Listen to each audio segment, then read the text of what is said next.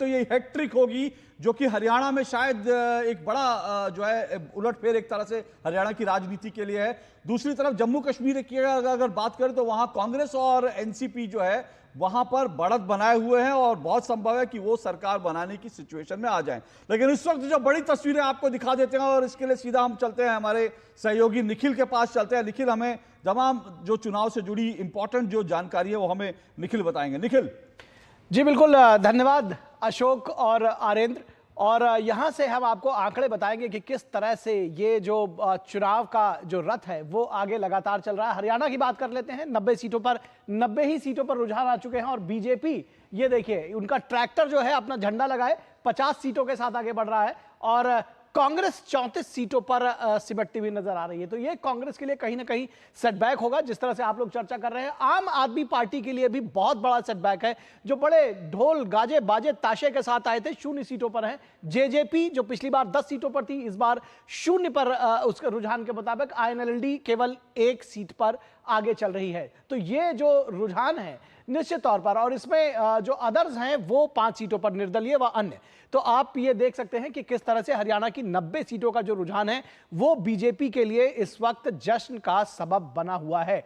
ये जनादेश है। और अब किस तरह से ये तमाम जो वीआईपी कैंडिडेट्स हैं उनकी बात कर लेते हैं। फतेहाबाद से दूड़ाराम वो आगे हैं बीजेपी से, और सुनैना चौटाला वो पीछे चल रही हैं। हिसार की बात करें, सावित्री जिंदल, नवीन जिंदल की मां, वो निर्दलीय हैं और बीजेपी के प्रत्याशी डॉक्टर कमल गुप्ता से आगे चल रही हैं।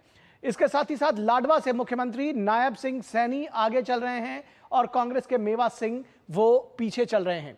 तो ये जो तमाम सीटें हैं वो इनके ऊपर नजर थी। पुन्हाना से मोहम्मद इलियास आगे चल रहे हैं कांग्रेस से, बीजेपी के मोहम्मद एजाज खान वो पीछे चल रहे हैं। रानिया सीट से अर्जुन चौटाला इंडियन नेशनल लोकदल से वो आगे चल रहे हैं, जबकि रणजीत सिंह पीछे चल रहे हैं, वो निर्दलीय प्रत्याशी हैं। तोशाम से बीजेपी की श्रुति चौधरी आगे चल रही हैं और अनिरुद्ध चौधरी कांग्रेस के वो पीछे चल रहे हैं।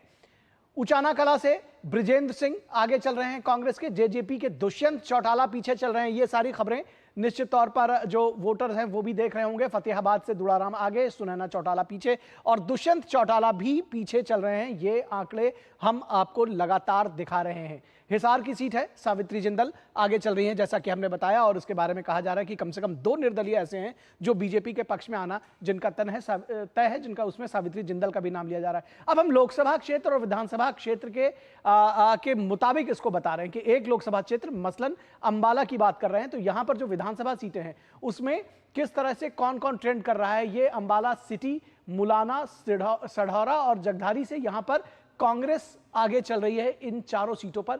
उसके अलावा बीजेपी की अगर हम बात करें तो बीजेपी यमुनानगर में और 2 अन्य सीटों पर आगे चल रही है। एक पर निर्दलीय आगे चल रहा है। तो हालांकि इस पर सब्सटैंशियली, इस पर अंबाला में जीत भी जो लोकसभा के दौरान थे वो कांग्रेस ने किया था। अब अगर हम लोकसभा निर्वाचन क्षेत्र और विधानसभा निर्वाचन क्षेत्र की बात के तहत भिवानी महेंद्रगढ़ की बात करें तो यह सीट बीजेपी ने जीती थी लोकसभा में, और बीजेपी इनकी 4 सीटों लोहारू, बधरा, दादरी और भिवानी इन सभी पर आगे चल रही है। यानी कि जो लोकसभा का ट्रेंड था वो बरकरार है। तोशाम सीट से भी बीजेपी आगे चल रही है। नारनौल सीट से भी, यानी 6 सीटों पर बीजेपी आगे चल रही है, जबकि बीएसपी और कांग्रेस अटेली और महेंद्रगढ़ से आगे चल रही है। नांगला की जो सीट है, नवी सीट, नांगल चौधरी वो इस बीजेपी की सीट पर आगे चल रहे हैं।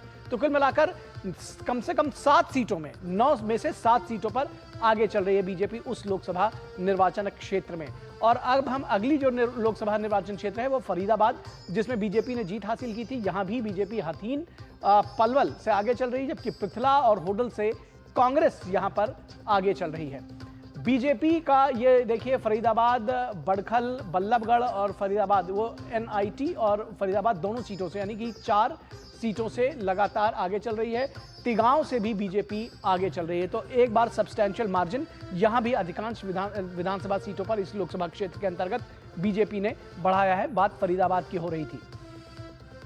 गुड़गांव की सीट, ये भी शहर की सीट मानी जाती है बीजेपी, इसमें बावल, रेवाड़ी, पटौदी, बादशाहपुर, ये सभी सीटों पर 4 कम से कम ये जो सीटें हैं शुरुआत की, इनमें भी, और उसके अलावा गुड़गांव सिटी और सोहना, यहां से भी बीजेपी आगे चल रही है, जबकि नूंह और फिरोजपुर, झिरका से कांग्रेस आगे चल रही है।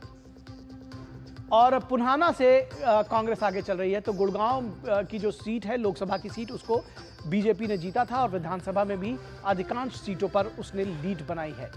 इसी तरह से अगर हम बात करें हिसार सीट की, हिसार में देखना दिलचस्प होगा। उचाना कला से कांग्रेस आगे है, बीजेपी आदमपुर से आगे है और उचाना कला से के अलावा उकलाना और नारनौद, ये 2 सीटों से कांग्रेस आगे है। जबकि हांसी, बरवाला और नलवा से बीजेपी आगे है, जबकि इंडिपेंडेंट जब सावित्री जिंदल जिस सीट की बात कर रहे थे हिसार से, वो आगे चल रही है। बीजेपी भवानी खेड़ा से आगे चल रही है। तो कुल मिलाकर यहां भी लोकसभा के हिसाब से ट्रेंड देखा जा रहा है, लेकिन बावजूद उसके बीजेपी ने इसमें अच्छा खासा डेंट लगाया है इस विधानसभा चुनाव में। तो ये आप देख सकते हैं, करनाल की बात कर रहे हैं।